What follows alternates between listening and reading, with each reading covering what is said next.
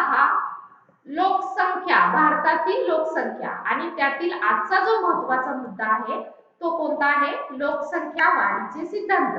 त्यातला पहिला सिद्धांत आज आपण पाहणार आहोत तो म्हणजे माल्थसचा लोकसंख्या वाढीचा सिद्धांत. आता माल्थसचा लोकसंख्या वाढीचा सिद्धांत पाहत असताना हा सिद्धांत त्याने कोणत्या घटकाबद्दल मांडलेला आहे हे पाहणं अतिशय गरजेचं आहे विद्यार्थी मित्रांनो. कारण हा सिद्धांत जर तुम्हाला टिपा द्यायला विचारला तर तो कधी मांडला, कुठे मांडला, कोणत्या पुस्तकामध्ये मांडला, त्याची सुधारित आवृत्ती कधी आली आणि हा सिद्धांत कशा संबंधित मांडलेला आहे हे तुम्हाला सांगता येणं गरजेचं आहे.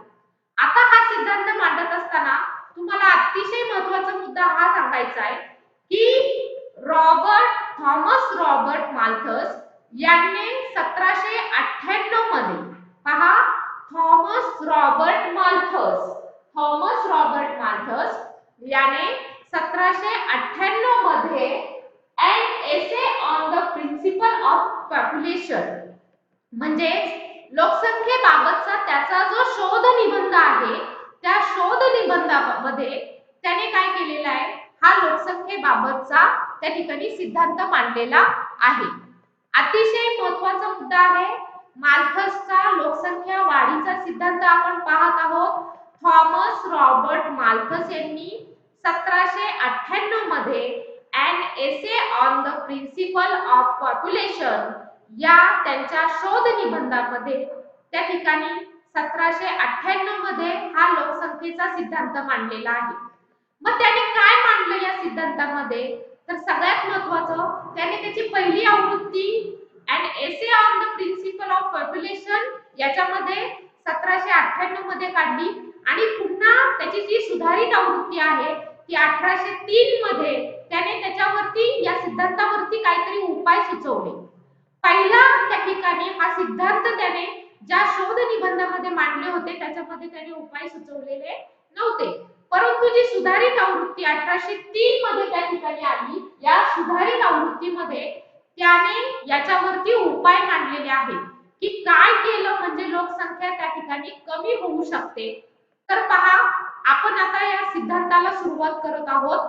माल्थसच्या सिद्धांतानुसार लोकसंख्या ही भूमितीय गतीने वाढते.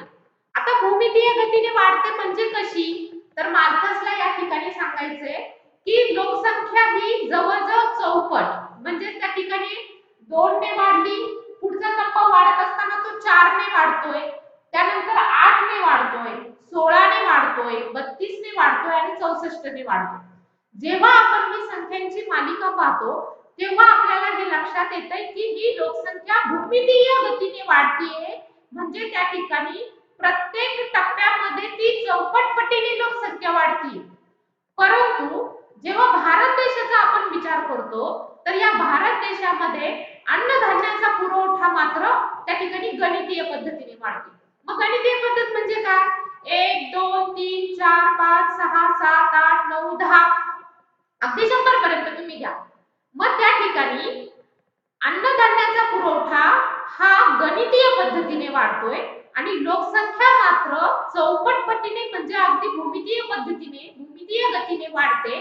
मग अशा वेळेस काय होतंय, तर या वाढत्या लोकसंख्येला अन्नधान्य अपुरं पडतंय. या वाढत्या लोकसंख्येला काय होतंय, अन्नधान्य अपुरं पडतंय आणि त्यामुळे लोकसंख्या आणि अन्नधान्य याच्यामध्ये असमतोल निर्माण होतोय. आणि हा जो असमतोल आहे हा जर आपल्याला कमी करायचा असेल तर त्याच्यासाठी काय प्रतिबंधात्मक उपाययोजना येतील, तर माल्थस असं सांगतो की या ठिकाणी अशा पद्धतीने हा जो असमतोल आहे गणितीय पद्धतीने आणि भूमितीय पद्धतीने, जर हे दोन्ही पद्धतीने म्हणजे जर भूमितीय पद्धतीने लोकसंख्या बदलली असती त्याच पद्धतीने जर अन्नधान्याचा पुरवठा झाला असता, अन्नधान्याचं जर उत्पादन झालं असतं तर त्या ठिकाणी असमतोल निर्माण झाला नसता. किंवा लोकसंख्या जर गणितीय पद्धतीनेच बदलली असती तर लोकसंख्येचा विस्फोटही झाला नसता. म्हणून माल्थसला या ठिकाणी हे सांगायचंय की लोकसंख्या ही भूमितीय पद्धतीने बदलते. म्हणजेच कशा पद्धतीने बदलते, तर त्या ठिकाणी 2 4 8 16 32 आणि 64 अशा रीतीने भूमितीय गतीने लोकसंख्या बदलतीये आणि अन्नधान्याचा जर पुरवठा पाहिला, अन्नधान्याचं जर उत्पादन पाहिलं, ते मात्र गणितीय पद्धतीने बदलतंय. मग या ठिकाणी अन्नधान्याचा पुरवठा आणि लोकसंख्या याच्यामध्ये काय निर्माण होतोय, असमतोल निर्माण होतोय. म्हणून माल्थसने याला काहीतरी प्रतिबंधात्मक उपाय योजलेले आहेत. माल्थस असं म्हणतो की जर लोकांनी उशिरा विवाह केला तर त्या ठिकाणी लोकांना अपत्य निर्माण करण्यासाठीचा जो कालावधी आहे तो कमी प्रमाणात निर्माण होईल आणि त्या ठिकाणी लोकसंख्या कमी होईल. त्यानंतर सगळ्यात महत्त्वाचं या ठिकाणी नैतिक संयम प्रत्येकाला ठेवणं गरजेचं आहे. एखादा मुलगा किंवा मुलगी वयात आल्यानंतर त्या ठिकाणी तिला त्या ठिकाणी संयम ठेवणं गरजेचं आहे. याचं कारण असं आहे, जर या ठिकाणी हा जर संयम ठेवला तर प्रजनन त्या ठिकाणी होऊ शकत नाही, मुलांची किंवा त्या ठिकाणी मुलींची उत्पत्ती होऊ शकत नाही, त्या ठिकाणी अपत्याचा जन्म होऊ शकत नाही. म्हणून या ठिकाणी माल्थसने यासाठी प्रतिबंधात्मक उपाय म्हणून काय सांगितलं की लग्नाचं जे वय आहे ते वय त्या ठिकाणी 18 आणि 21 वर्ष न ठेवता ते वाढवावं, म्हणजेच उशिरा विवाह त्या ठिकाणी केले जावे. दुसरं म्हणजे प्रत्येक मनुष्याने भारतातील नैतिक संयम ठेवला पाहिजे. जरी त्या ठिकाणी शारीरिक आकर्षण एखाद्याबद्दल निर्माण झालं तर संयमाची स्थिती आपली असली पाहिजे. नैतिक संयम यासारखे प्रतिबंधात्मक उपाय या ठिकाणी योजता येऊ शकतात किंवा कमी करता येऊ शकतात. याने लोकसंख्या कमी होऊ शकते. माल्थसने सकारात्मक किंवा नैसर्गिक नियंत्रणाची ही संकल्पना मांडलेली की मनुष्याने या ठिकाणी सकारात्मकतेने वागलं पाहिजे, नैतिक संयम ठेवला पाहिजे किंवा सगळ्यात महत्त्वाचं या ठिकाणी काय केलं पाहिजे तर माल्थस म्हणतो की उशिरा विवाह केले पाहिजे. याने काय होणार आहे, लोकसंख्या कमी होणार आहे आणि अशा पद्धतीने माल्थसने सकारात्मक आणि नैसर्गिक नियंत्रणाची ही संकल्पना सांगितली आहे. मग नैसर्गिक आपत्तीमुळे अतिरिक्त लोकसंख्या कमी होऊ शकते असेही माल्थसला म्हणायचंय आणि या असमतोलावरती नियंत्रण येऊ शकतं. तथापि हे प्रतिबंधात्मक उपाय हे स्त्री आणि पुरुष या दोघांवरही अवलंबून असतात. माल्थसला अजून एक सांगायचंय की प्रत्येक वेळेसच नैसर्गिक आपत्ती येईल आणि लोकसंख्या कमी होईल, मृत्यूचं प्रमाण वाढेल असं होणार नाही. तर मग काय केलं पाहिजे तर त्या ठिकाणी तो म्हणतो की प्रत्येक स्त्री आणि पुरुष हे दोघांवरती अवलंबून. काय करावं त्यांनी, एकतर विवाह उशिरा करावा, त्याच्यामुळे काय होईल त्या ठिकाणी जो प्रजनन उत्पन्नाचा कालावधी आहे तो कमी मिळेल आणि सगळ्यात महत्त्वाचं प्रत्येकाने आपल्यावरती नैतिक संयम ठेवणं गरजेचं आहे, जेणेकरून ज्या स्त्रीशी ज्या पुरुषाशी विवाह करून दिलेला आहे त्याच्याशीच त्या ठिकाणी संबंध ठेवले गेले पाहिजेत आणि त्यातनंच त्या ठिकाणी काय झालं पाहिजे तर प्रजननाची उत्पत्ती झाली पाहिजे. हे माल्थसला आपल्या सिद्धांतामध्ये काय करायचं आहे, सांगायचं आहे. अतिशय महत्त्वाचा सिद्धांत पुन्हा एकदा या ठिकाणी सांगतेय, हा लोकसंख्या वाढीचा सिद्धांत आहे. त्यातला पहिला सिद्धांत आपण या ठिकाणी पाहतोय, माल्थसचा लोकसंख्या वाढीचा सिद्धांत. थॉमस रॉबर्ट माल्थस यांनी हा सिद्धांत मांडलेला आहे आणि यांनी हा सिद्धांत 1798 मध्ये an essay on the principle of त्या ठिकाणी पॉप्युलेशन या आपल्या शोध निबंधामध्ये हा सिद्धांत मांडलेला आहे. पुन्हा त्यांनी या सिद्धांतावरती काही प्रतिबंधात्मक उपाय 1803 मध्ये जी सुधारित आवृत्ती या शोध निबंधाची निघाली त्याच्यामध्ये त्यांनी काय केलेलं आहे, सुधारित आवृत्तीमध्ये या गोष्टीवरती लोकसंख्या वाढीवरती प्रतिबंधात्मक उपाय त्या ठिकाणी सांगितलेले. मग माल्थस आपल्या या सिद्धांतामध्ये काय सांगतो, अतिशय महत्त्वाचं माल्थसने या आवृत्तीमध्ये असं म्हणलेलं आहे की लोकसंख्या ही भूमितीय गतीने वाढते. मग भूमितीय गतीने म्हणजे कशी, 2, 4 इथे तुम्हाला उदाहरण देणं खूप गरजेचं आहे की माल्थसच्या सिद्धांतानुसार लोकसंख्या ही भूमितीय गतीने वाढते. म्हणजेच कशी तर 2 ने, डायरेक्ट दुपटीने, 4 ने, डायरेक्ट त्यानंतर 4 पटीने 8 ने, 16 ने, 32 ने, 64 ने अशा पद्धतीने काय होतीये, लोकसंख्या वाढते. मात्र या लोकसंख्येला आवश्यक असणारा जो अन्नधान्याचा पुरवठा आहे की लोकांना जगण्यासाठी अन्नधान्य आवश्यक असतं, असं अन्नधान्य मात्र कसं होतंय, गणितीय पद्धतीने वाढते. म्हणजे 1, 2, 3, 4, 5, 6, 7, 8, 9, 10 पुढे तुम्ही टिंब कितीही लिहू शकता अनंतपटी. अशा पद्धतीने या ठिकाणी काय होत आहे, अन्नधान्याचा पुरवठा हा गणितीय पद्धतीने वाढतोय. भूमितीय पद्धत आणि गणितीय पद्धतीचा जर विचार केला तर लोकसंख्या आणि त्या ठिकाणी अन्नधान्याचा पुरवठा यामध्ये असमतोल निर्माण होतोय आणि हा असमतोल जर दूर करायचा असेल तर मार्कसने 1803 मध्ये जी सुधारित आवृत्ती काढली त्याच्यामध्ये काही उपाय सांगितलेले. मग मार्कस काय सांगतोय उपाय, तर सगळ्यात महत्वाचं उशिरा विवाह करा किंवा प्रत्येक स्त्री आणि पुरुषाने काय केलेलं पाहिजे तर आपल्यावरती प्रत्येकावरती नैतिक संयम ठेवला पाहिजे. हे जर केलं तर लोकसंख्या त्या ठिकाणी कमी प्रमाणात त्या ठिकाणी वाढेल असं माल्थसचं म्हणणं आहे. तो अजूनही सांगतो की नैसर्गिक आपत्तीमुळे ही अतिरिक्त लोकसंख्या कमी होऊ शकते आणि या असमतोलावरती नियंत्रण येऊ शकतं, परंतु प्रत्येक वेळेसच नैसर्गिक परिस्थिती येईल आणि मृत्यू दर वाढेल हे सांगता येऊ शकत नाही. या गोष्टी आपल्या हातावरती नाही, या नैसर्गिक गोष्टी आहेत, निसर्गावरती अवलंबून आहेत आणि अशी जर नैसर्गिक आपत्ती आली तर त्याने इतर भौगोलिक सुद्धा त्या ठिकाणी काय होणार आहे तर भौगोलिक परिणाम समाजावरती होणार आहे. असं याच्या नैसर्गिक आपत्तीची वाट पाहत बसण्यापेक्षा काय केलं पाहिजे तर त्या ठिकाणी पहिला उपाय उशिरा विवाह करा आणि दुसरा उपाय प्रत्येक स्त्री आणि पुरुषाने काय करा नैतिक संयम ठेवा. हा माल्थसचा लोकसंख्येचा सिद्धांत आपल्याला त्या ठिकाणी काय करतोय सांगतोय. आता अतिशय महत्त्वाची संकल्पना आपल्याला पाहिजे लोकसंख्या वाढी संबंधीच्या संकल्पना. याच्यामध्ये जन्मदर म्हणजे काय, मृत्यूदर म्हणजे काय, जीवित प्रमाण दर म्हणजे काय, या तीन संकल्पना आपल्याला या ठिकाणी पाहिजे आहेत. त्यातली पहिली संकल्पना आहे जन्मदर. जन्मदर म्हणजे काय तर जन्मदर म्हणजे एका वर्षामध्ये प्रति 1000 लोकसंख्ये मागे जन्माला आलेल्या बालकांची संख्या यालाच काय म्हणलेलं आहे जनन दर किंवा जन्मदर असं म्हणलेलं आहे. दोन्ही शब्द एकाच अर्थाने या ठिकाणी वापरलेले आहेत. एक म्हणजे जनन दर आणि त्याच अर्थाचा दुसरा म्हणजे जन्मदर. आता जन्मदर म्हणजे काय तर जन्मदर म्हणजे एका वर्षात प्रति 1000 लोकसंख्ये मागे जन्माला आलेल्या बालकांची संख्या म्हणजेच काय जनन दर किंवा जन्मदर असंही त्या ठिकाणी आपल्याला म्हणता येईल. ही शास्त्रीय अर्थशास्त्रातली व्याख्या आहे. ही व्याख्या तुम्हाला पाठच करून ठेवायची आहे. जर तुम्हाला जन्मदर म्हणजे काय, मृत्यूदर म्हणजे काय किंवा जीवित प्रमाण दर म्हणजे काय असं विचारलं तर तुम्हाला हा बोला. आवाज येत नाही तुमचा नीट. ठीक आहे, आवाज जरी नाही आला तरी तुम्हाला लेक्चर संपल्यानंतर याचा व्हिडिओ पाठवला जाणार आहे, त्याच्यामध्ये तुम्हाला आवाज येईल. रेंजचा तुम्हाला प्रॉब्लेम आहे, बाकीच्यांना सगळ्यांना आवाज येतोय, तुम्हाला येत नाहीये. ज्याला प्रॉब्लेम असेल त्यांनी नंतर व्हिडिओ पहा. ठीक आहे, माझ्या इथे फुल रेंज आहे, माझा आवाज व्यवस्थित येतोय.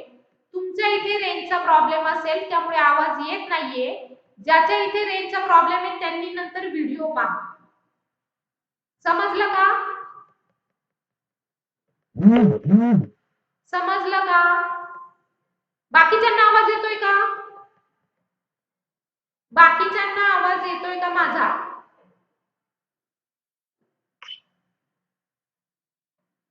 प्रतिउत्तर काहीतरी द्या. बाकीच्यांना आवाज येतोय का? हो. हा, मग ज्याला आवाज येत नाही त्याच्या इथे रेंजचा प्रॉब्लेम असेल त्यामुळे त्याला आवाज येत नसेल तर नंतर व्हिडिओ पण मी सेंड करणार आहे, तो व्हिडिओ तुम्ही पहा. पहा, आपण लोकसंख्या वाढी संबंधीची संकल्पना पाहतोय. त्यातली पहिली संकल्पना आपण पाहिली ती म्हणजे जन्मदर. जन्मदर म्हणजे काय, जन्मदर म्हणजे एका वर्षात प्रति 1000 लोकसंख्ये मागे जन्माला आलेल्या बालकांची संख्या. अतिशय सोपी व्याख्या आहे, याला जन्मदर असं म्हणलेले की प्रति 1000 लोकसंख्या आणि त्या लोकसंख्येमध्ये किती बालकांची संख्या, किती बालकांनी जन्म घेतलेला आहे त्या जन्माला आलेल्या बालकांची संख्या म्हणजेच काय जन्मदर किंवा जनन दर होय. दुसरी व्याख्या आहे ती म्हणजे मृत्यूदर. मग मृत्यूदर म्हणजे काय तर मृत्यूदर म्हणजे एका वर्षात प्रति 1000 लोकसंख्येमागे मृत्यू पावलेल्या व्यक्तींची संख्या. दोन्ही व्याख्या तुम्हाला सारख्याच वाटतील, फक्त इथे 1000 लोकसंख्येप्रमाणे जन्माला आलेल्या त्या ठिकाणी बालकांची संख्या. 1000 लोकसंख्येमागे जन्माला आलेल्या बालकांची संख्या म्हणजे जन्मदर किंवा जन्मदर, आणि मृत्यूदर म्हणजे काय किंवा मर्त्यता दर म्हणजे काय, तर मृत्यूदर म्हणजे एका वर्षात प्रति 1000 लोकसंख्येमागे मृत्यू पावलेल्या व्यक्तींची संख्या म्हणजे त्याला मृत्युता दर किंवा त्या ठिकाणी मृत्यू दर असं म्हणतात. तिसरा आहे तो म्हणजे जीवित प्रमाण दर. आता जन्मदर आणि मृत्यूदर यांच्यातील फरक म्हणजे जन्माचा दर आणि जीवित प्रमाण दर होय. किती बालक जन्मली आणि जन्मलेल्या बालकांपैकी किती मृत्युमुखी पडली याच्यातील जो फरक आहे तो फरक म्हणजे जगण्याचा दर किंवा जीवित प्रमाण दर होय. हा दर लोकसंख्येतील खरी वाढ आपल्याला दर्शवतो. जीवित प्रमाण दर म्हणजे काय, जन्मलेली बालकं वजा मृत्यू दर, मृत्यू पावलेली बालकं बरोबर जीवित प्रमाण दर.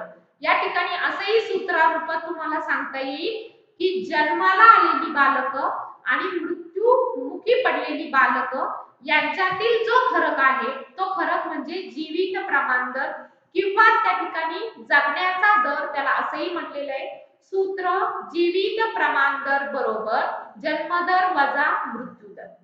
हा झाला त्या ठिकाणी जीवित प्रमाण दराचा त्या ठिकाणी व्याख्या.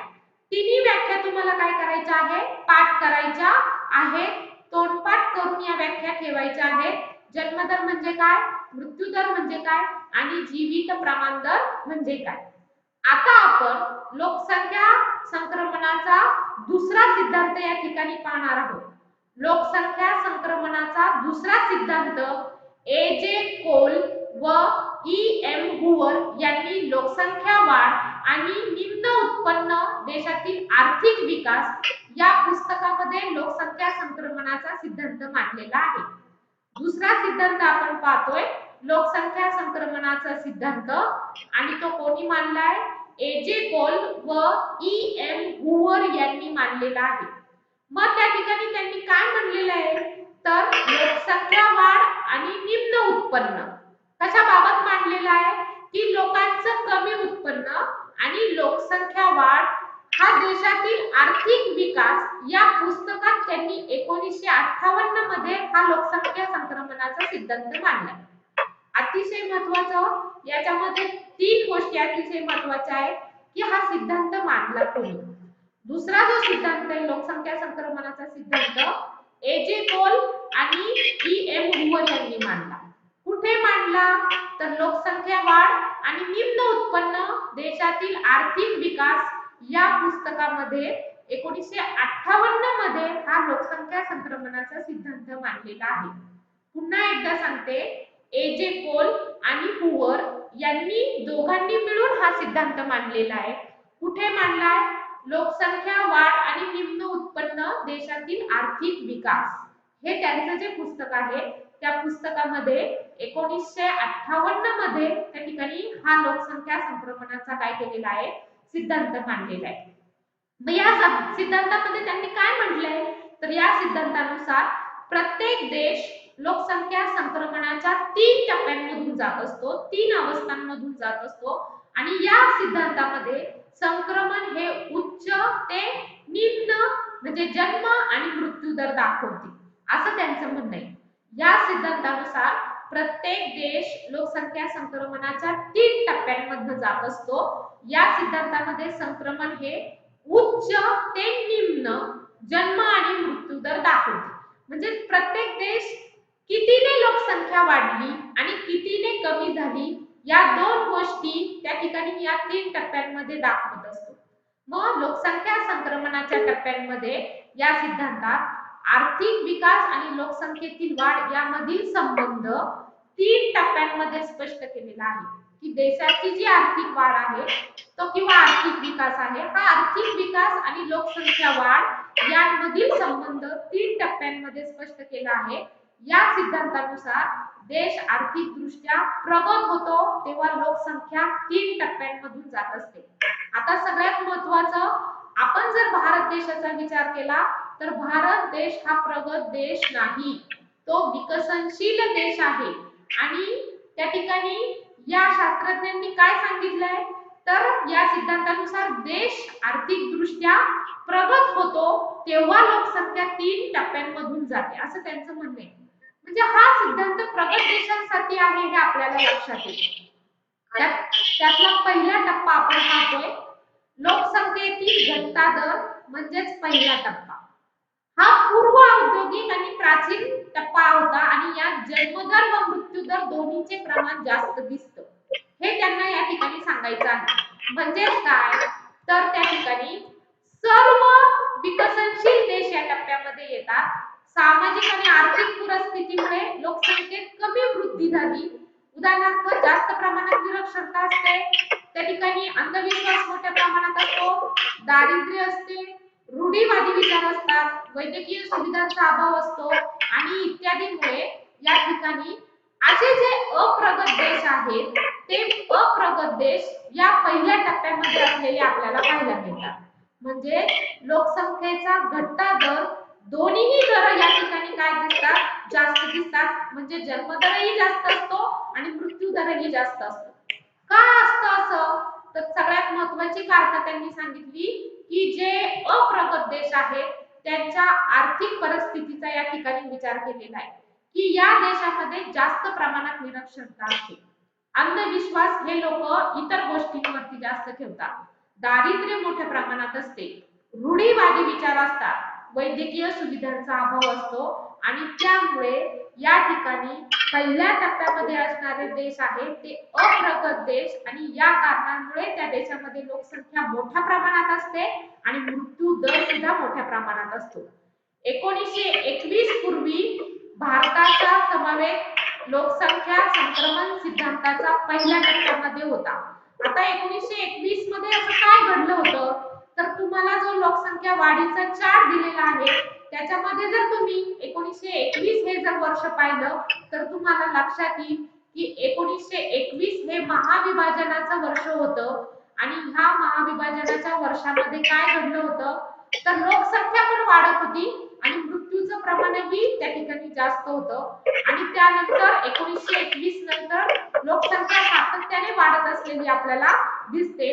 म्हणून त्या ठिकाणी पहिल्या टप्प्याचा जर आपण विचार केला तर पहिल्या टप्प्यामध्ये 1921 पूर्वी भारताचा समावेश या लोकसंख्या संक्रमणाच्या पहिल्या टप्प्यामध्ये किंवा पहिल्या सिद्धांतामध्ये असलेला आपल्याला पाहायला मिळेल.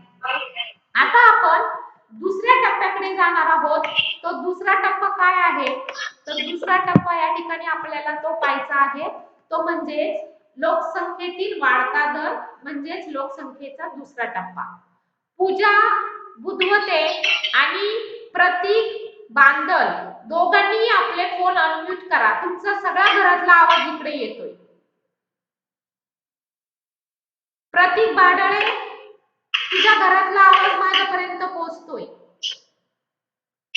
फोन आपला अनम्यूट करा. प्रतीक भाडळे, कोणाचा नंबर आहे हा?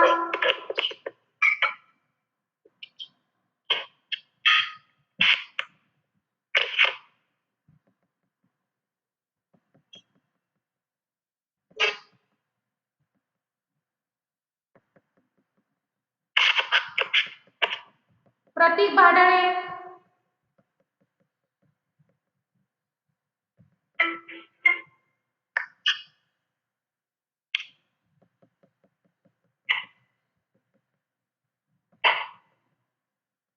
ठीक आहे. तर मग लोकसंख्या संक्रमणाच्या दुसऱ्या टप्प्यामध्ये लोकसंख्येतील वाढता दर आपल्याला लक्षात येतो. म्हणजेच काय होतं, तर औद्योगिक आणि आर्थिक विकासाने दुसऱ्या टप्प्याची सुरुवात होते. म्हणजेच देश औद्योगिकरणाचा स्वीकार करतो. आर्थिक विकासामुळे मृत्यूदर झपाट्याने कमी झालेला दिसतो आणि जन्मदर वाढतच राहिलेला दिसतो. यामुळे लोकसंख्येचा विस्फोट होतो. भारतासह सर्व विकसनशील देश या दुसऱ्या टप्प्यात होते आणि भारताची वाटचाल आता आपण पाहतोय तिसऱ्या टप्प्याकडे होऊ लागलेली. म्हणजे दुसऱ्या टप्प्यामध्ये औद्योगिक आणि आर्थिक विकास त्या ठिकाणी सुरू झालेला असतो आणि या आर्थिक विकासामुळे मृत्यू दराचं प्रमाण कमी होतं. याचं कारण असं आहे वैद्यकीय सुविधांमध्ये मोठ्या प्रमाणात वाढ झालेली आहे आणि त्यामुळे अपघात झाले, नैसर्गिक आपत्ती झाली. याचा परिणाम जर पाहिला तर लोकांना मृत्यूतून त्या ठिकाणी बाहेर काढायला सरकारला मदत त्या ठिकाणी होतीये आणि त्याचाच परिणाम काय, जन्मदर वाढताच असलेला आपल्याला पाहायला मिळतो, पण त्या ठिकाणी मृत्यू दर काय आहे, कमी आहे. सगळ्यात महत्त्वाचं या ठिकाणी दुसऱ्या टप्प्यामध्ये लोकसंख्येचा वाढता दर आपल्याला पाहायला मिळतोय. औद्योगिकरण आणि आर्थिक विकासाने दुसऱ्या टप्प्याची सुरुवात होते आणि आर्थिक विकासामुळे मृत्यू दर झपाट्याने कमी होतोय, पण जन्मदर वाढतच राहिलाय आणि त्यामुळे लोकसंख्येचा विस्फोट होतोय. भारतासारखे जे विकसनशील देश आहेत ते आपल्याला या दुसऱ्या टप्प्यामध्ये असलेले पाहायला मिळतात आणि भारताची वाटचाल आता आपण तिसऱ्या टप्प्याकडे होतीये, म्हणजे भारताचा जो जन्मदर आहे तो त्या ठिकाणी कमी होत असलेला आपल्याला पाहायला मिळतोय. आता तिसऱ्या टप्प्याकडे जाऊया. तिसरा जो टप्पा आहे तो कमी व स्थिर लोकसंख्या असलेला टप्पा आपल्याला पाहायला मिळतो.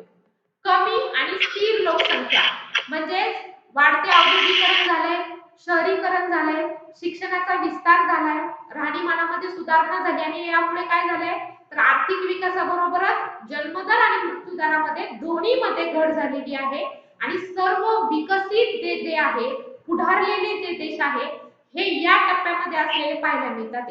उदाहरणार्थ जर्मनी, जपान यासारखे पुढारलेले देश आहेत. हे सगळे आपल्याला किंवा अमेरिका हे देश या तिसऱ्या टप्प्यामध्ये असलेले पाहायला मिळतात. याचं कारण काय आहे तर या तिसऱ्या टप्प्यामध्ये कमी आणि स्थिर लोकसंख्या पाहायला मिळते. वाढते औद्योगिकरण मोठ्या प्रमाणात झाले, शहरीकरण मोठ्या प्रमाणात झाले, शिक्षणाचा विस्तार झालाय, राहणीमानामध्ये बदल झाले आणि यामुळे आर्थिक विकासाबरोबर जन्मदर आणि मृत्यू दरामध्ये काय झाली आहे, घट झालेली आहे आणि याचाच परिणाम आपल्याला पाहायला मिळतोय की सर्व विकसित देश जे आहेत या टप्प्यामध्ये आपल्याला पाहायला मिळतात. आता सगळ्यात महत्त्वाचं एक महत्त्वाची संकल्पना तुम्हाला या ठिकाणी सांगते.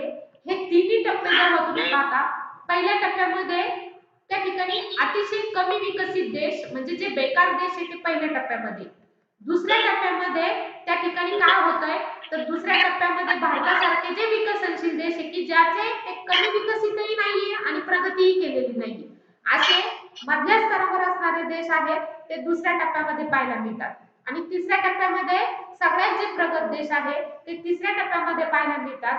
याचा अर्थ काय तर सगळ्यात महत्त्वाचा लोकसंख्या संक्रमणाचा जो सिद्धांत आहे तो आपल्याला तुमच्या पुस्तकामध्ये जो चार्ट दिलेला आहे त्या चार्टद्वारे या ठिकाणी लक्षात येईल की या पुस्तकामध्ये वर्षानुसार जन्मदर आणि मृत्यू दराचं प्रमाण दाखवलेलं आहे.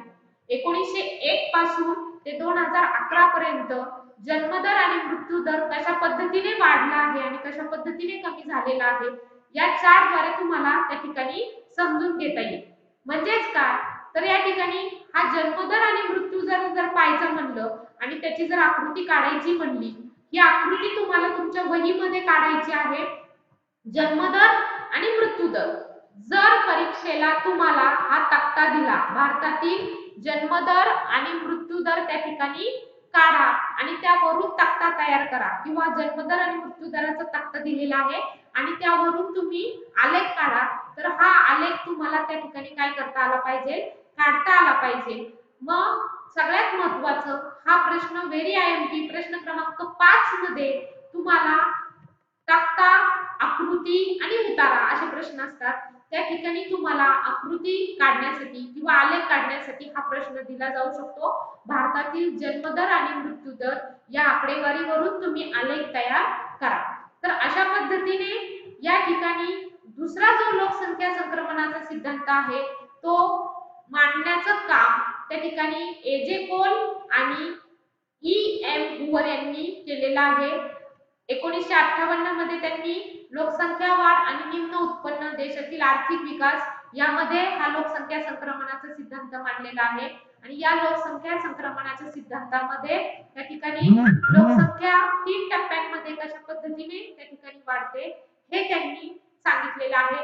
पहिल्या टप्प्यामध्ये कमी विकसित देश म्हणजे त्या ठिकाणी जे सगळ्यात आर्थिक दृष्ट्या किंवा औद्योगिक दृष्ट्या जर विचार केला तर त्या ठिकाणी जे कमी विकसित देश आहेत ते त्या ठिकाणी पहिल्या टप्प्यामध्ये पाहायला मिळतात.